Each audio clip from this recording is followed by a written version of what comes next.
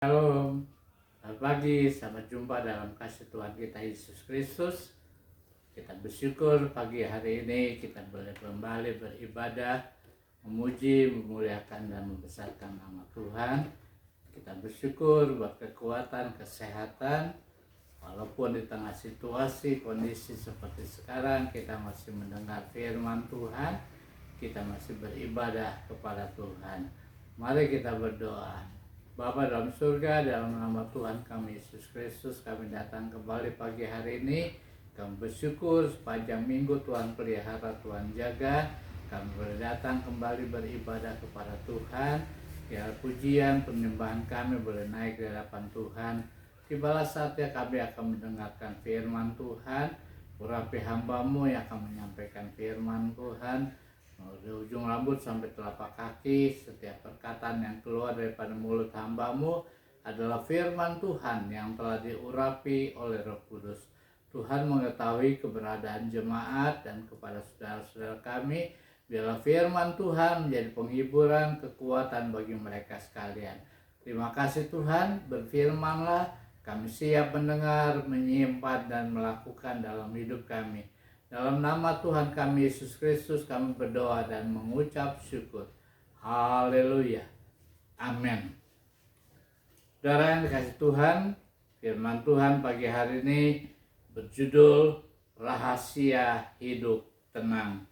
Kita buka dan kita baca dalam Mazmur pasal 55 ayat yang ke-7. Mazmur 55 ayat yang ke-7. Pikirku, sekiranya aku diberi sayap seperti merpati, aku akan terbang dan mencari tempat yang tenang. Saya ulangi lagi, pikirku, sekiranya aku diberi sayap seperti merpati, aku akan terbang dan mencari tempat yang tenang. Saudara yang dikasih Tuhan, dunia saat ini adalah dunia yang sedang panik dan serba terburu-buru. Dunia saat ini sedang berkejaran dengan waktu secara cepat. Kemampuan teknologi, ilmu pengetahuan, dan dunia saat ini sedang berada dalam kesusahan, berada dalam situasi kerusuhan, baik soal sosial, politik, ekonomi, bahkan virus penyakit COVID-19 masih merajalela sampai sekarang. Saudara yang dikasih Tuhan, seakan-akan dunia saat ini sedang berjalan menuju kehancuran. Dan seakan-akan dunia saat ini sedang berada di dalam akhir zaman dan masa dunia akan berakhir. Keadaan seperti sekarang membuat menjadi banyak orang menjadi takut, membuat banyak orang menjadi gelisah, membuat orang mencari jalan keluar untuk keluar daripada masalah, mencari jalan keluar dari persoalan seperti apa yang terjadi saat-saat ini. Seakan-akan dunia sudah mau berakhir. Saudara yang dikasih Tuhan, pada pagi hari ini keadaan sekarang dengan munculnya pertikaian, dengan munculnya bom, munculnya gempa bumi, munculnya bencana alam, munculnya perekonomian yang sulit, keadaan yang menakutkan dan mengerikan, membuat orang tidak bisa menjadi tenang, membuat orang menjadi gelisah, membuat orang mengkhawatirkan akan keadaan sekarang ini. Rumah tangga banyak yang mengalami perpecahan, suami-suami banyak yang berselingkuh, suami-suami berusaha agar keluarga dapat damai sejahtera, sukacita, dan memperoleh ketenangan. Hal tersebut membuat juga banyak di antara kita, orang-orang Kristen, semakin mengalami banyak tekanan, semakin banyak mengalami kekacauan, semakin banyak gelisah, dan semakin banyak membuat pikiran yang tidak bisa dapat tenang. Membuat banyak orang berusaha mencari ketenangan. Dunia tidak bisa memberikan ketenangan. Keadaan tidak bisa membuat kita menjadi tenang. Seperti firman Tuhan mengatakan, nats kita berkata pagi hari ini, sekiranya aku diberi sayap seperti burung merpati, aku akan terbang tinggi dan aku akan mencari ketenangan, mencari tempat yang tenang. Saudara yang dikasih Tuhan, mencari tempat yang tenang bukan di dalam dunia, mencari tempat yang tenang bukan dengan keadaan-keadaan seperti sekarang.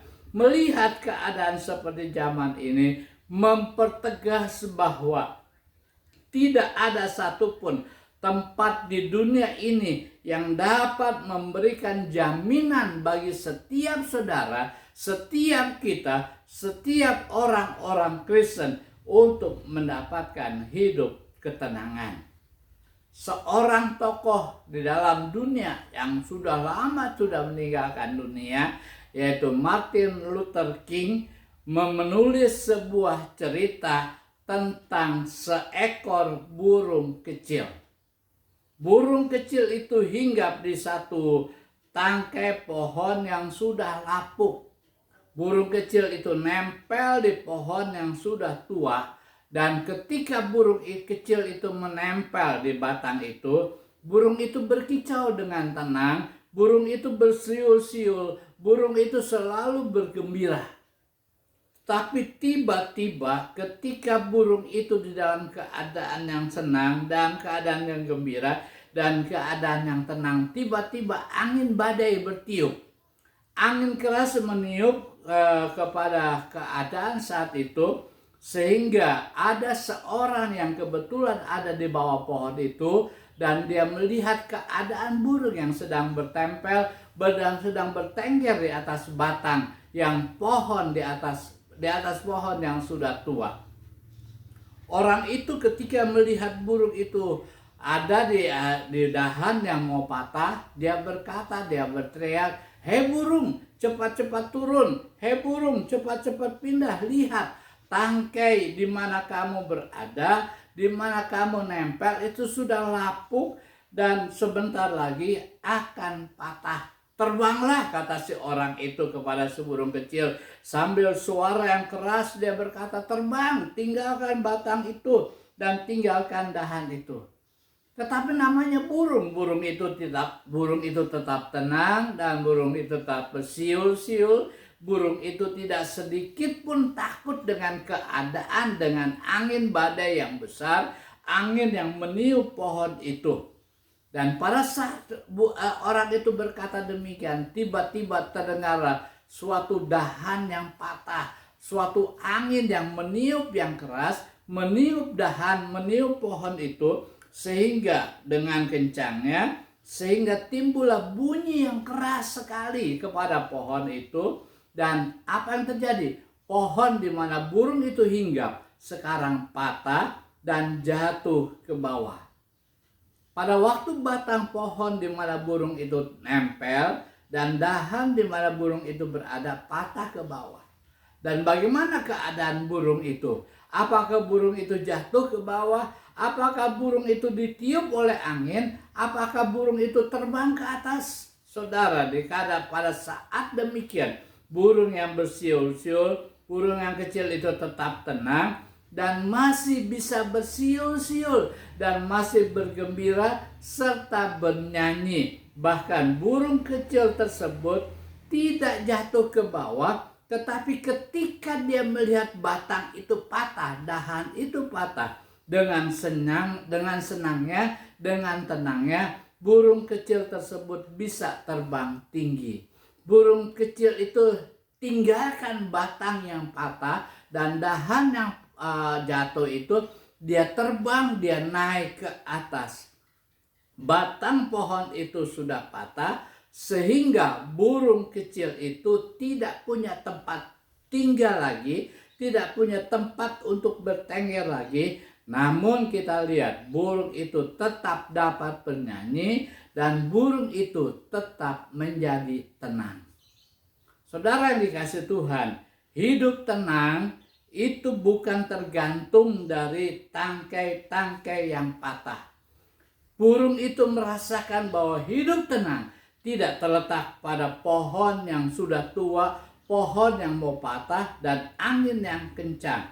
Demikian dengan hidup saudara dan saya. Hidup ini tidak tergantung dari kondisi-kondisi yang ada saat ini, tidak tergantung dari kondisi-kondisi yang menakutkan, tidak tergantung dalam keadaan-keadaan yang mengerikan, tetapi hidup tenang dapat kita alami sebagai orang Kristen kalau kita menyikapi dan menjalankan firman Tuhan dan percaya kepada Tuhan, percaya kepada Yesus bahwa di dalam keadaan apapun juga kita bisa tenang asal kita tahu rahasia untuk bisa kita tenang, untuk rahasia untuk kita menjadi tenang di tengah keadaan yang sulit, di tengah-tengah keadaan yang menakutkan, di tengah-tengah keadaan yang membuat banyak orang menjadi takut dan lain sebagainya. Apa rahasia firman Tuhan? Apa rahasia untuk saudara dan saya ketahui supaya di dalam keadaan yang bagaimanapun juga kita tetap tenang? Kita mau belajar kepada kebenaran firman Tuhan. Yang pertama, rahasia untuk kita hidup tenang di tengah situasi keadaan yang mengerikan saat ini adalah yang pertama, kita harus hidup dekat dengan Tuhan. Yang pertama, kita harus hidup dekat dengan Tuhan. Mazmur pasal 62 ayat 2 dan 3 berkata, hanya dekat Allah saja aku tenang, daripadanya lah keselamatanku. Ayat yang ketiga, hanya dialah gunung batuku dan keselamatanku, kota bentengku, aku tidak akan goyah. Saudara, kalau dalam keadaan dalam hidup kita di dalam dunia ini, kita hidup dekat dengan seorang penguasa, kita hidup dekat dengan seorang pejabat, taruhlah seperti presiden, dan kita dekat dengan presiden, kita tinggal di dalam istana, maka satu hal, kita tidak akan terganggu, kita tidak akan terpengaruh oleh keadaan-keadaan yang menakutkan. Kita tidak mengalami, bahkan kita akan mengalami hidup yang tenang, karena pada waktu kita tinggal dekat presiden, kita tinggal dalam istana, segala sesuatunya akan kita terima. Ada pengawalan, makanan cukup, dan lain sebagainya. Kita tidak akan mengalami kekurangan. Sekalipun keadaan dunia saat ini seperti COVID-19, sekalipun keadaan yang begitu menakutkan saat ini, tetapi kalau kita tinggal di dalam istana, maka kita akan hidup dengan tenang.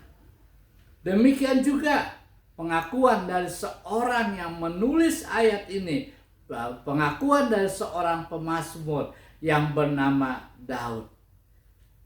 Kita tahu siapakah Daud? Kita tahu siapa dia Daud. Kita dapat belajar dari seorang yang bernama Daud. Dia adalah seorang yang mempunyai segala-galanya.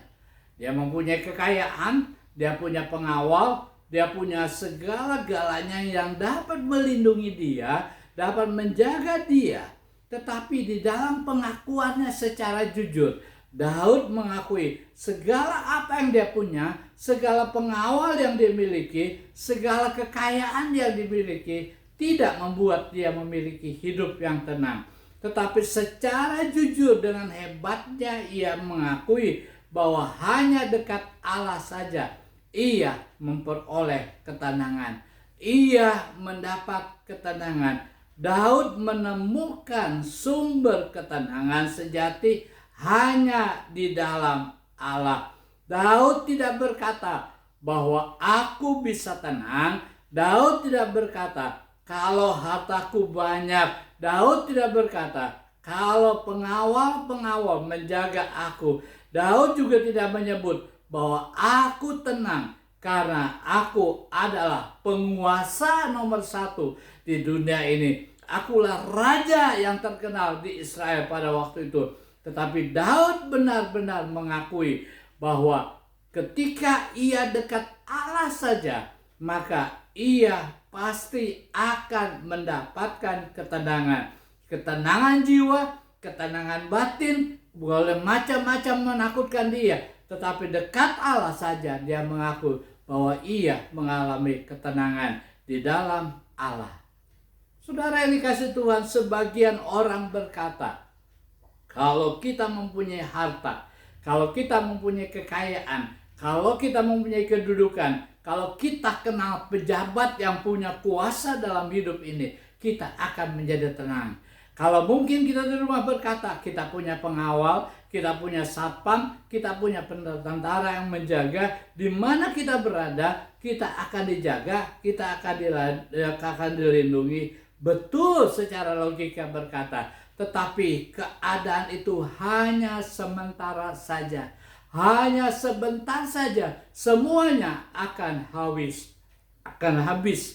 Saudara, saya ingat seorang pemilik harta kekayaan, seorang miliarder di dalam dunia yang bernama Howard Hughes. Dia mempunyai segala-galanya. Dia punya harta, setiap hari dilindungi oleh perempuan-perempuan yang cakap. Dia punya uang yang banyak, dia punya harta kekayaan, mau pergi kemana saja dia nggak usah bingung. Karena kendaraan, pesawat pribadi, pengawal pribadi mengiringi dia, menjaga dia. Tetapi di dalam akhir cerita, Howard Hughes tidak mempunyai ketenangan. Howard Hughes pada satu saat dia mengambil keputusan untuk meninggalkan kekayaannya, untuk meninggalkan segala apa yang ada di dalam dunia. Dia tinggal di sebuah bunker. Hubungan dengan dunia hanya melalui komunikasi, melalui orang-orang. Perempuan-perempuan yang mengelilinginya meninggalkan Howard Hughes. Howard Hughes hanya tinggal sendirian. Apakah itu ketenangan? Apakah dia memiliki ketenangan? Harta kekayaannya ditinggalkan, uangnya ditinggalkan, teman-teman yang banyak ditinggalkan. Dia hidup seorang diri di sebuah bunker yang tidak bisa dihubungi oleh siapapun juga. Sampai akhirnya dia meninggal di dalam bunker itu. Itu bukan suatu ketenangan. Hidupnya tidak tenang walaupun dia punya segala-galanya. Dia memisahkan diri dari segala harta kekayaannya. Saudara yang dikasih Tuhan, kita belajar kepada Daud. Daud tidak mengatakan bahwa sumber ketenangan bukan terletak pada apa yang dimiliki. Daud tidak mengatakan sumber ketenangan terletak pada apa yang kita miliki. Karena Daud mengetahui bahwa segala sesuatu yang dipunyai, yang dimilikinya akan bisa lenyap dan bahkan akan menjadi habis. Daud merasa tenang hanya ketika dia benar-benar dekat dengan Allah. Dia benar-benar hanya dekat dengan Tuhan. Inilah rahasia pertama, rahasia yang terbesar untuk hidup saudara dan saya. Kita boleh punya harta, kita boleh punya kekayaan, kita boleh punya anak-anak yang berhasil, kita boleh punya keluarga yang memiliki kekayaan, orang tua yang kaya, segala-galanya ada untuk hidup kita. Tetapi sadar itu bukanlah jaminan untuk hidup kita mengalami ketenangan. Apa yang ada di dalam dunia ini bukan jaminan untuk kita memperoleh ketenangan. Tetapi saudara boleh punya segala-galanya. Saudara punya harta yang banyak. Tapi ingat, hanya dekat Tuhan saja kita akan menjadi tenang. Karena Tuhan adalah gembala yang baik. Dia mengenal saudara. Dia mengetahui segala kehidupan kita. Dia mengetahui apa yang kita butuhkan dalam keadaan apapun juga. Kalau kita dekat dengan Tuhan, maka saya percaya, saya yakin Tuhan akan menolong kepada kita. Kata tenang dalam bahasa Inggris ada dua. Yang pertama adalah calm. Biasanya kita sebut dengan kalem. Bahasa Inggris calm, dalam bahasa Indonesia biasanya kita sebut dengan kalem. Artinya adalah tidak gugup atau tidak tergesa-gesa, tidak gugup, tidak bimbang, tidak ragu-ragu, dan tidak emosi, tidak tergesa-gesa dan lain sebagainya. Ini berarti orang yang hidup dekat dengan Tuhan dalam menghadapi kesulitan, dalam menghadapi masalah, dalam menghadapi apapun, kita dapat bertindak dengan tidak gugup, kita dapat melakukan dengan tenang, kita dapat menghadapi masalah, kita dapat menghadapi persoalan, kita dapat menghadapi penyakit COVID-19 dengan tidak emosi, dengan tidak cepat marah, tetapi dengan tenang.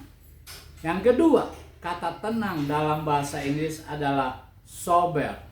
Sober itu berarti siuman atau sadar.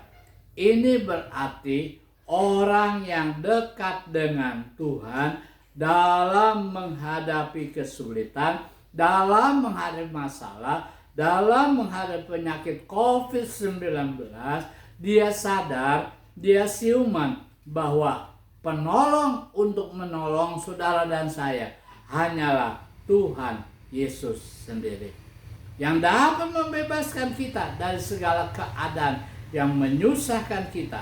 Adalah kita harus sober, kita harus tenang, karena Tuhan kita sanggup menolong kepada saudara dan saya. Saudara yang dikasihi Tuhan, bagaimana dengan saudara dan saya?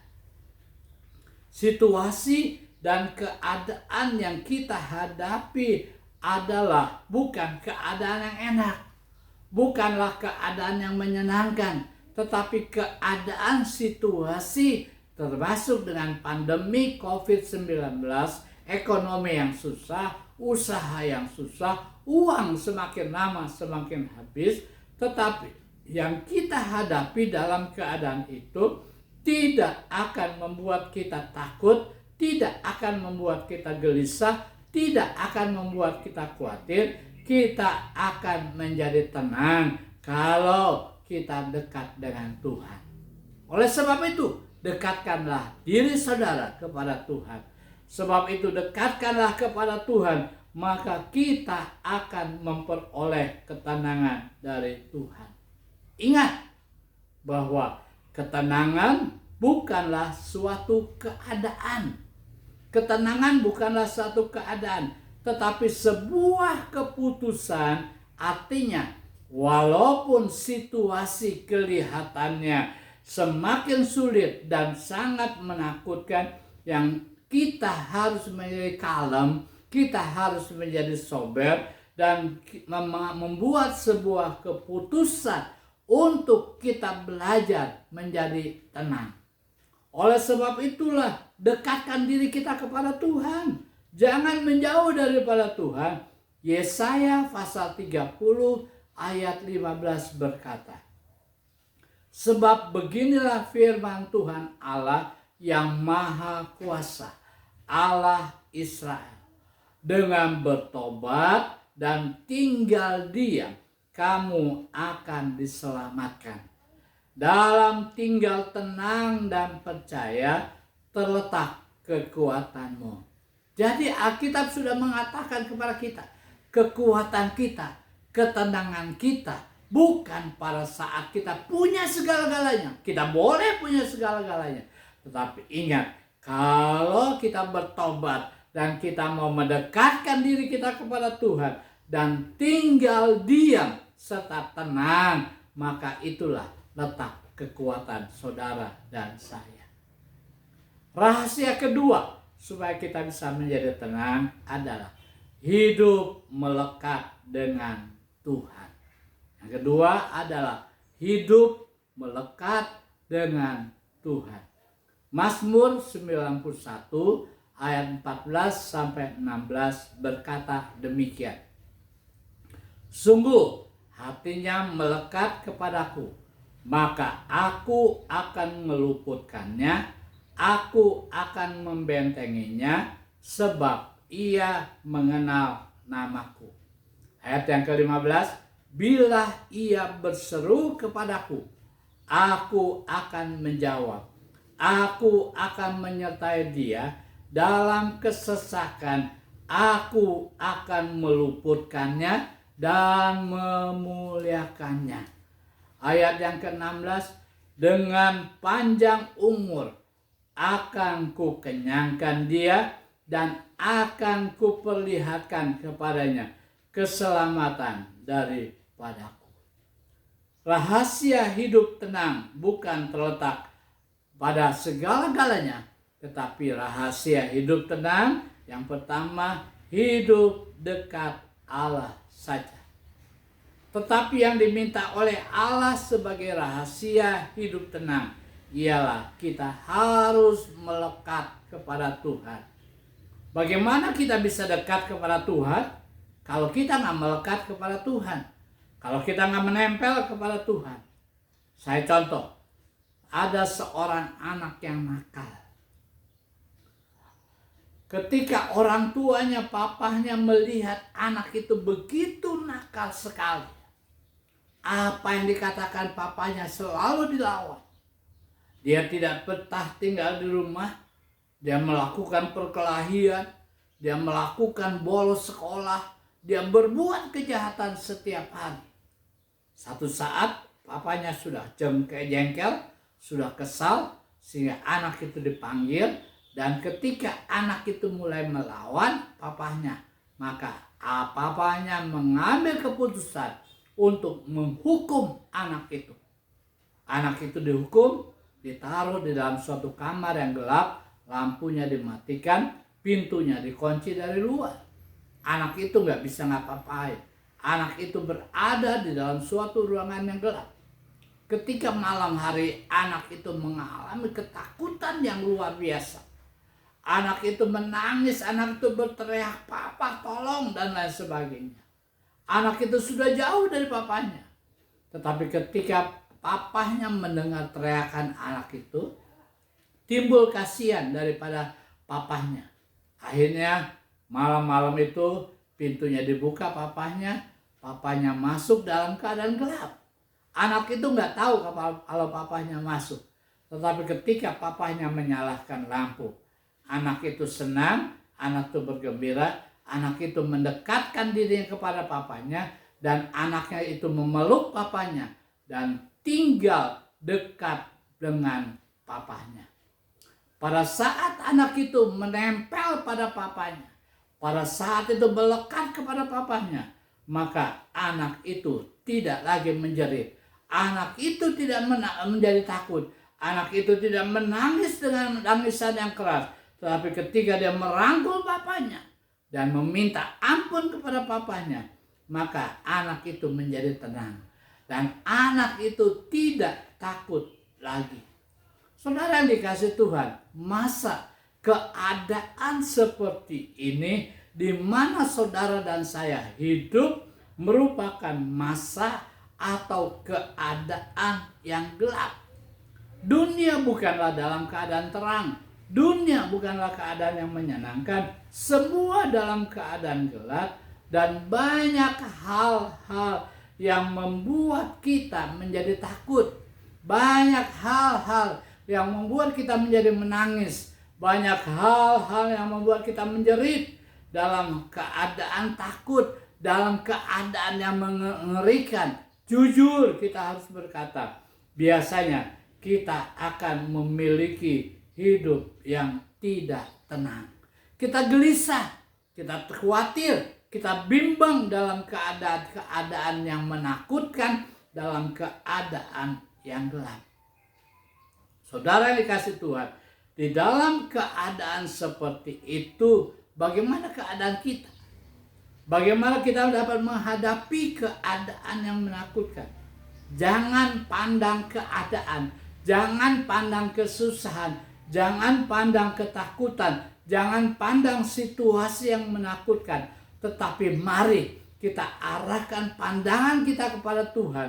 Dan kita memusatkan pikiran kita. Kita fokus kepada Tuhan. Dan jangan kita melepaskan Tuhan. Tetapi kita mendekatkan diri kita kepada Tuhan. Dan kita hidup menempel terus. Sehingga kita menjadi tenang. Firman Tuhan mengatakan dalam Yohanes 15 ayat 5 dan 6 berkata demikian. Akulah pokok anggur dan kamulah ranting-rantingnya. Barang siapa tinggal di dalam aku dan aku di dalam dia, ia berbuah banyak, sebab di luar aku kamu tidak dapat berbuat apa-apa. Ayat yang ke-6, barang siapa tidak tinggal di dalam aku, ia dibuang keluar seperti ranting dan menjadi kering, kemudian dikumpulkan orang dan dicampakkan ke dalam api, lalu dibakar. Saudara yang dikasihi Tuhan, hubungan saudara dan saya sebagai umat Kristen itu dibuktikan, itu ditandai, itu diceritakan tentang hubungan pohon batang dengan carang-carangnya. Kata melekat itu berarti menempel benar-benar. Kata melekat itu artinya karib sekali. Batang dan dahan mempunyai hubungan yang erat sekali. Mempunyai hubungan yang nempel sekali. Walaupun apa yang terjadi, angin besar sekalipun, pohon dan ranting itu akan tetap nempel. Orang yang melekat kepada Tuhan artinya adalah orang itu menomorsatukan Tuhan dalam hidupnya. Orang yang melekat kepada Tuhan artinya orang itu memprioritaskan Tuhan di dalam segala aspek kehidupannya. Tadi saya katakan, firman Tuhan mengumpamakan seperti pohon anggur dan ranting-rantingnya. Tuhan Yesus adalah pokok anggur dan saudara dan saya adalah rantingnya. Ayat dalam Yohanes pasal 15 memberikan pengertian kepada kita agar kita sebagai ranting dari pokok itu, dari Tuhan Yesus, kita harus selalu menempel pada pokoknya, yaitu Tuhan Yesus.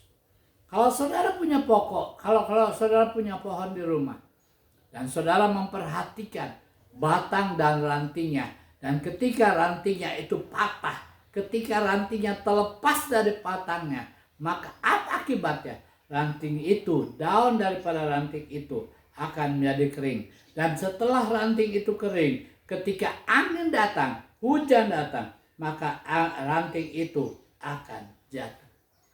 Tuhan Yesus adalah pokok anggur dan kita adalah rantingnya. Ayat ini memberikan pengertian kepada kita bahwa sebagai ranting kita harus menempel terus. Kita harus karib erat dengan Tuhan. Kita tidak boleh terlepas. Kalau kita mau hidup, kalau kita mau tenang, kalau kita mau kuat, kita mau tetap menempel kepada Tuhan. Akibat kalau kita selalu menempel pada Tuhan Yesus, kalau kita sebagai ranting menempel pada pokok anggur yaitu Tuhan Yesus, maka kita akan menjadi kuat.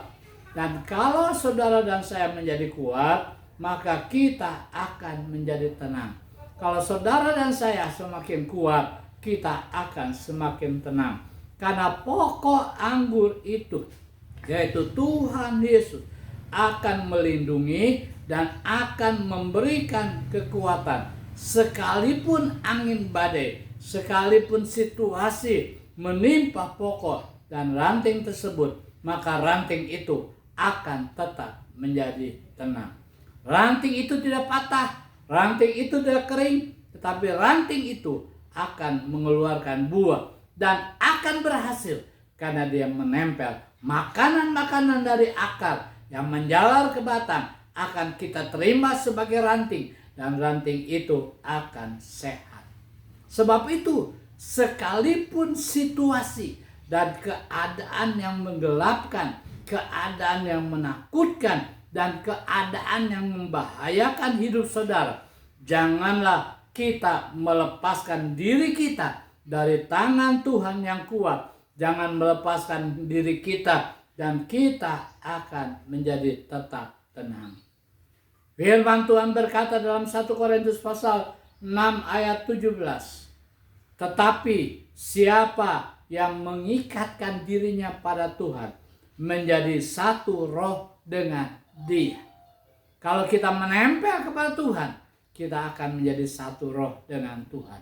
Kalau kita keluar, kalau kita melepaskan diri kita dan kita tidak menempel, maka kita bukanlah roh dan segambar dengan Allah.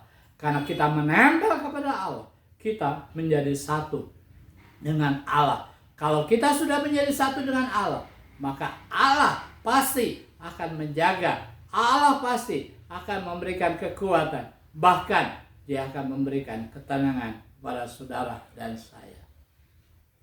Hidup melekat kepada Tuhan, kita akan menjadi tenang. Karena apa? Karena pertama, Tuhan akan meluputkan kita. Tuhan akan melindungi kita.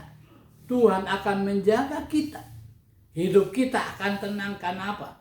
Tuhan akan membentengi kita. 1000 orang boleh rebah, 100 orang boleh jatuh, tetapi kita, kalaupun kita jatuh, kita akan dibentengi, kita akan dilindungi. Sementara COVID-19 merajalela, banyak anak-anak Tuhan yang kena COVID-19. Tetapi ketika saudara dan saya yang kena dengan COVID-19, kita tidak perlu takut karena kita dibentengi, kita dijaga. Artinya kita harus beristirahat dengan tenang menghadapi COVID-19. Tuhan akan menyembuhkan kita, Tuhan akan membebaskan kita, dan Tuhan akan memberikan kesembuhan, dan hidup kita akan menjadi tenang. Saudara boleh kena terpengaruh oleh COVID-19, tetapi jangan gelisah, jangan stres, tetapi tetaplah tenang di dalam Tuhan, karena Dia akan membentengi kita. Yang ketiga, kalau kita hidup dengan menempel kepada Tuhan dan kita hidup tenang, karena Tuhan akan memberikan panjang umur kepada saudara dan saya. COVID-19 yang hinggap pada diri saudara, keadaan yang menakutkan boleh menimpa diri saudara, penyakit apapun dalam diri saudara, saudara yakin, percaya Tuhan akan memberikan umur panjang kepada kita. Dia akan memberikan kesehatan, Dia akan memberikan kekuatan, kita akan ditambahkan umur kita. Kita akan dapat melewati segala bahaya, segala penyakit, karena Dia menempel kepada saudara dan saya. Dan kita ada di dalam Tuhan, dan Tuhan ada di dalam kita. Kita akan diberikan umur yang panjang. Rahasia yang ketiga adalah hidup dengan berdoa kepada Tuhan. Rahasia ketiga supaya kita hidup tenang adalah kita berdoa kepada Tuhan. Roma pasal 8 ayat 26 berkata, demikian juga Roh membantu kita dalam kelemahan kita.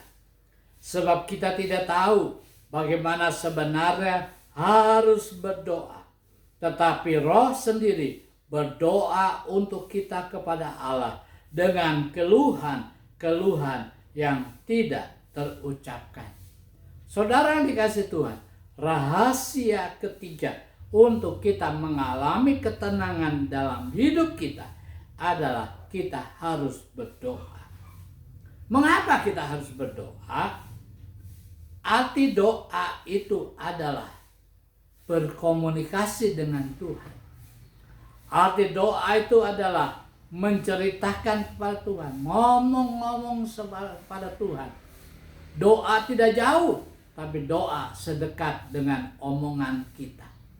Sebab itu Tuhan mengatakan untuk rahasia ketiga kita harus berdoa. Kenapa kita harus berdoa?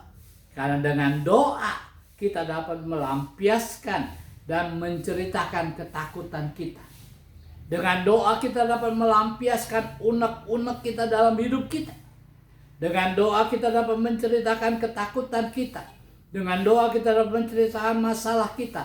Dengan doa kita dapat menceritakan kekhawatiran kita. Dengan doa kita dapat menceritakan ketakutan kita. Dengan doa kita menceritakan kegelisahan kita. Atau kita dalam keadaan masalah. Kita dalam keadaan sakit. Kita dalam kekurangan ekonomi. Kita dalam kebutuhan ekonomi. Sampaikan, ceritakan kepada Tuhan. Ngomong sama Tuhan. Berbicara kepada Tuhan. Dan dengan berbicara kepada Tuhan, Tuhan pasti mendengar. Karena kita menempel kepada Tuhan. Dan kita hidup dekat dengan Tuhan. Yesus adalah sahabat kita. Saudara yang dikasihi Tuhan, kalau kita berbicara tentang sahabat, sahabat adalah orang terdekat dalam kehidupan kita. Mereka senantiasa menghibur, mereka senantiasa mendengarkan, mereka senantiasa menemani, bahkan mereka rela mengorbankan hidupnya demi menolong kita. Itulah sahabat. Yesus adalah sahabat saudara dan saya. Ceritakan masalah kita. Ceritakan persoalan kita kepada sahabat kita. Sahabat yang benar, sahabat yang sejati pasti mendengarkan. Sahabat yang sejati pasti memberikan jalan keluar. Sahabat yang sejati bahkan pasti menemani kita dan menolong kita. Firman Tuhan mengatakan dalam Amsal 17 ayat yang ke-17. Seorang sahabat menaruh kasih setiap waktu dan menjadi seorang saudara dalam kesukaran. Saya ulangi lagi, Amsal 17 ayat 17.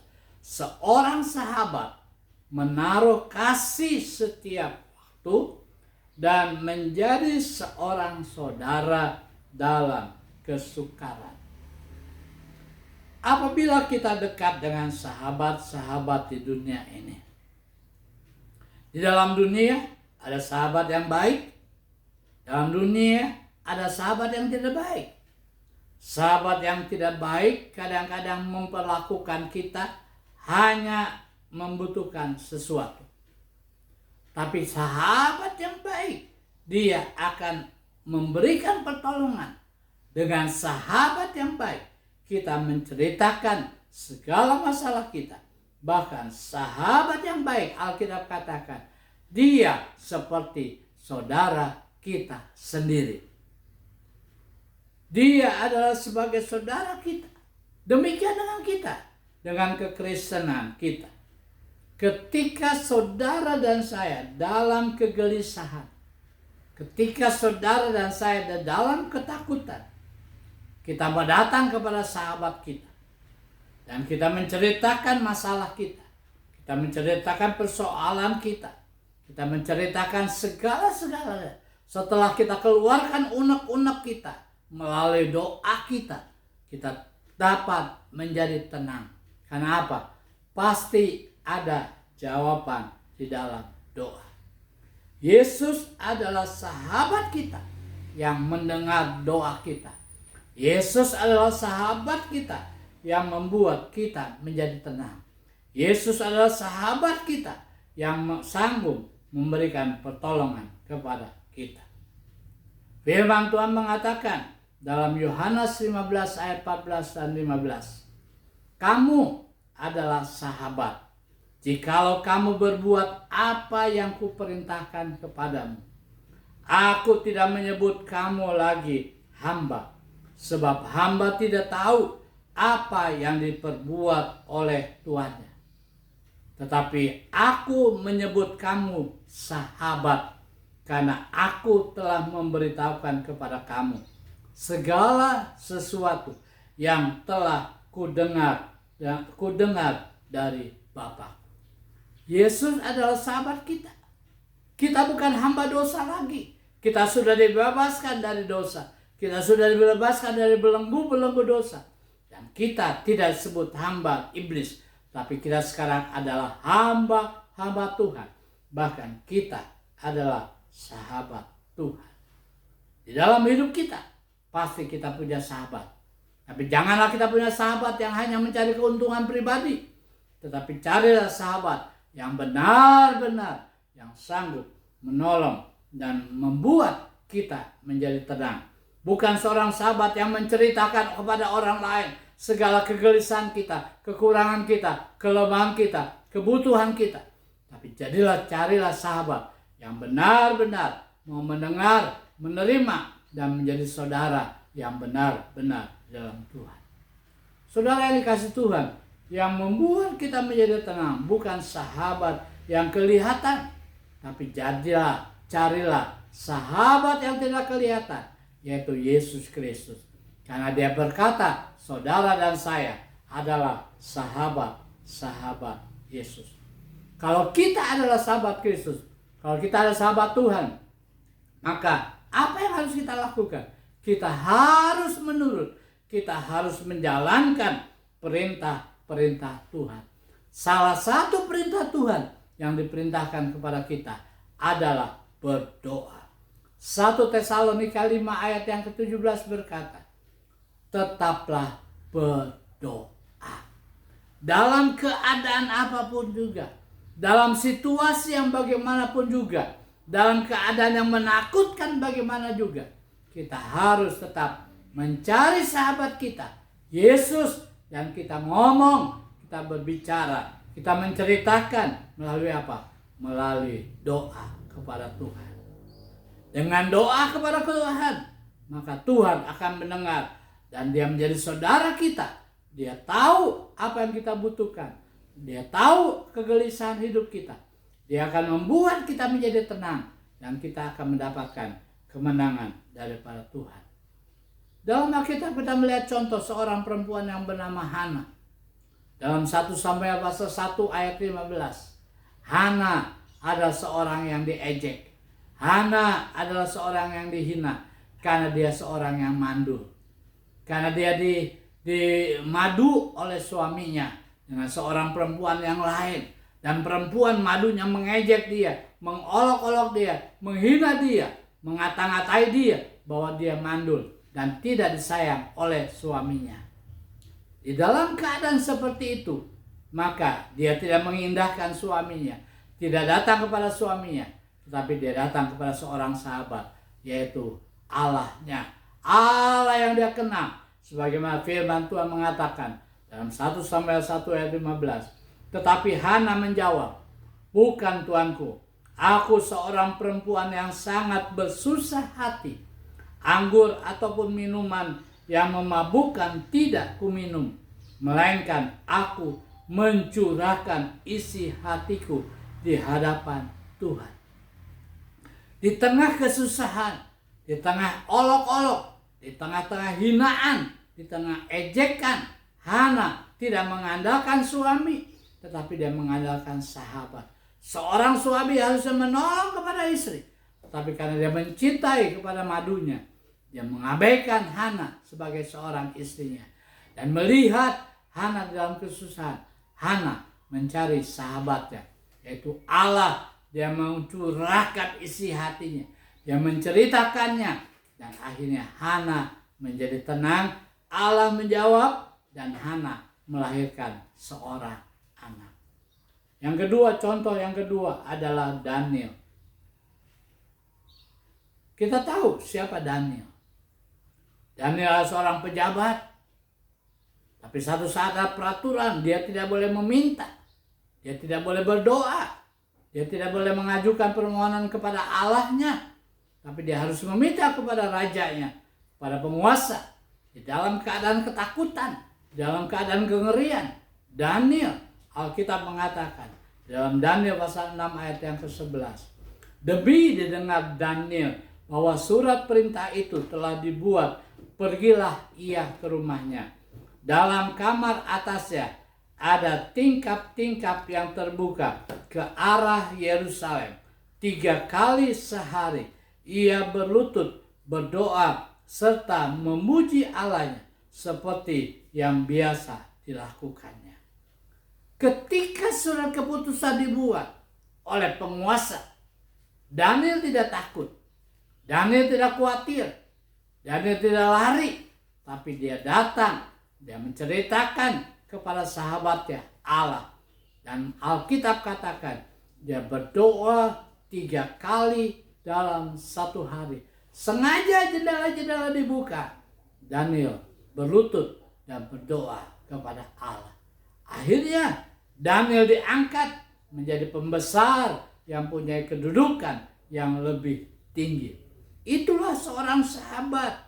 Apa yang menjadi masalah saudara? Apa yang menjadi persoalan saudara? Apa yang menjadi ketakutan saudara? Apa yang menjadi kekhawatiran saudara? Hari ini firman Tuhan katakan, kita punya sahabat yang mau mendengar cerita kita, mendengar keluhan kita, mendengar isi hati kita. Dia adalah sahabat yang tidak pernah tidur, dia tidak pernah terlambat menolong kita. Dia adalah Yesus. Dia akan membuat saudara dan saya menjadi tenang kalau kita menceritakan masalah kita, persoalan kita kepada Tuhan. Ada dua orang sahabat. Ketika dia naik sebuah kapal laut, maka kapal laut itu diombang-ambingkan oleh ombak dan angin yang besar. Dan ketika perahu itu diombang-ambingkan oleh gelombang yang besar, semua orang menjadi takut, termasuk kedua sahabat ini. Di dalam keadaan seperti demikian, awak kapal memberikan pengumuman. Kapal dalam keadaan bahaya. Untuk kita dapat selamat, aku akan memberikan sekoci kepada para penumpang. Tetapi sekoci yang ada di dalam kapal ini tidak cukup untuk semua penumpang. Lalu awak kapal itu berkata, saya akan membuat undi. Dan saya akan membuat sebuah gulungan kertas. Dan di dalam gulungan kertas itu ada 2 tulisan. Yang pertama adalah sekoci, yang kedua adalah kosong. Artinya, bagi penumpang yang mendapat kertas gulungan ini yang dengan tulisan sekoci, dia dapat mengambil sekoci dan dia dapat terjun ke laut dengan sekoci itu, maka dia akan selamat. 2 orang sahabat ini mengambil gulungan kertas. Namun apa yang terjadi? Ketika satu sahabat mendapat gulungan kertas yang ada tulisan sekoci, satu sahabat dia tidak mendapatkan. Artinya, sahabat yang tidak mendapatkan, dia akan mati. Tetapi seorang sahabat yang baik, dia tahu masalahnya, dia tahu persoalannya, dia mau berkorban untuk sahabatnya. Sahabat yang baik, yang dapat tulisan sekoci, akhirnya dia memanggil sahabatnya. Dia tahu bahwa sahabatnya tidak mendapatkan tulisan dalam kertasnya sekoci. Dia tahu sebentar sahabatnya akan mati. Di dalam keadaan seperti itu, sahabat yang mendapat gulungan kertas dengan sekoci, dia serahkan kepada sahabatnya. Inilah buat kamu. Sahabat yang tidak dapat kertas tulisan sekoci, dia berkata, loh, kenapa dikasih saya? Kenapa diberikan kepada saya? Bukankah sebentar kamu yang selamat, sedangkan aku akan mati ditiup oleh ombak? Tapi sahabat yang baik berkata, tidak, aku berikan kepada sahabatku. Aku sudah tidak punya orang tua, aku tidak punya anak, dan seandainya aku mati, tidak ada yang menangisi, hanya aku yang menangisi. Tapi kamu akan menikah, dan seandainya kamu, banyak orang menangisi akan kamu. Kamu masih punya orang tua, kamu punya mama, kamu punya papa. Ambillah kertas ini dan naiklah sekoci itu. Itulah sahabat, saudara. Dia berani korban sekalipun dia harus mati. Tapi dia rela demi sahabatnya. Dan akhirnya keduanya mengalami. Itulah artinya sahabat. Yesus adalah sahabat saudara dan saya.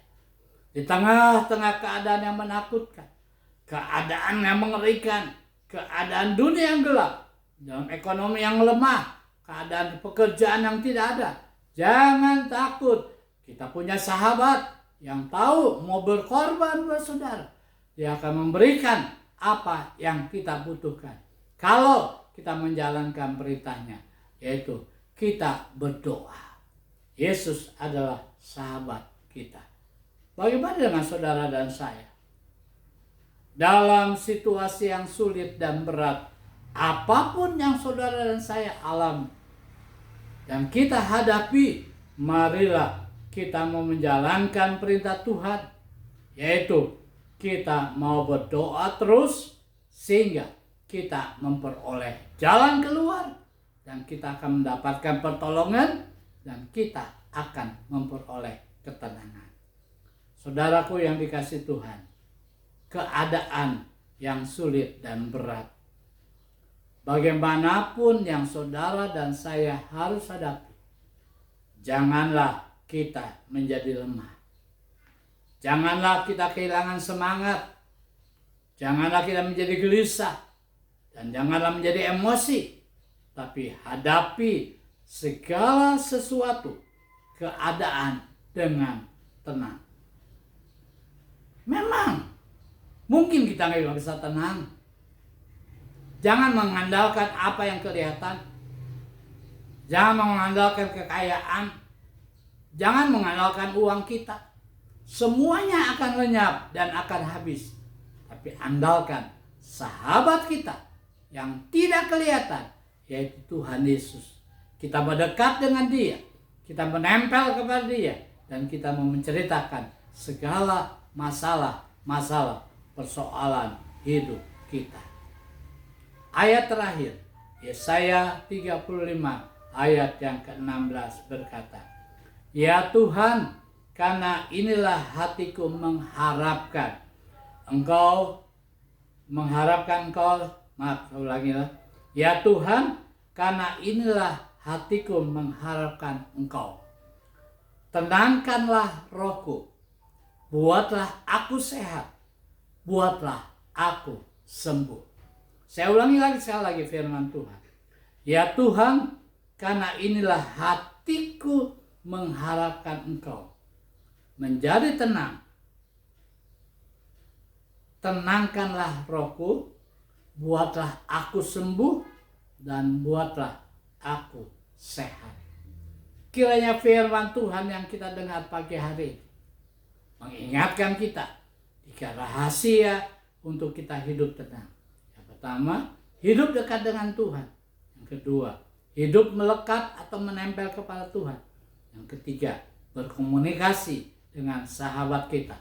Berdoa, Tuhan pasti memberikan kesehatan, Tuhan masih memberikan kesembuhan, Tuhan pasti memberikan ketenangan. Tuhan Yesus memberkati. Mari kita berdoa. Terima kasih Tuhan buat firman Tuhan yang kami telah dengar, kami telah pelajari. Bapa Allah Roh Kudus menerjemahkan dengan bahasa yang dapat kami mengerti. Sehingga setiap kami yang mendengarnya boleh mengalami hidup yang tenang. Bukan dengan menghadapi keadaan yang susah, keadaan yang gelap, keadaan yang menakutkan, kami lari daripada Tuhan. Tetapi keadaan yang sulit bagaimanapun juga, keadaan yang berat bagaimanapun juga, seandainya kami sedang terhimpit dengan COVID-19, kami tidak menjadi gelisah, kami tidak menjadi takut, kami akan menjadi tenang apabila kami mengetahui rahasia terbesar dalam hidup kami untuk kami menjadi tenang. Jadikan hidup kami dekat kepada Tuhan. Jadikan hidup kami melekat kepada Tuhan, menempel kepada Tuhan. Jadikan hidup kami berdoa, menceritakan segala masalah, persoalan kami, sehingga kami menjadi tenang. Meteraikan firman Tuhan dalam hati kami, ajar kami menyimpannya dan melakukan dalam hidup kami, sehingga kami menjadi orang-orang Kristen, menjadi orang anak Tuhan yang memiliki ketenangan. Terima kasih Tuhan, berkati setiap kami, berkati yang mendengar dan melakukan firman Tuhan. Terpujilah namamu. Dan sekarang saudaraku yang dikasih Tuhan, terimalah berkat daripada Allah. Allah memberkati dan melindungi engkau. Allah menyinari engkau dengan wajahnya. Allah mendekatkan dirinya kepadamu dan memberikan engkau damai sejahtera. Kasih karunia daripada Allah Bapa, serta persekutuan daripada Roh Kudus menyertai kita sekarang sampai selama-lamanya. Haleluya. Amin. Shalom. Sampai minggu yang akan datang. Tuhan memberkati. Amin.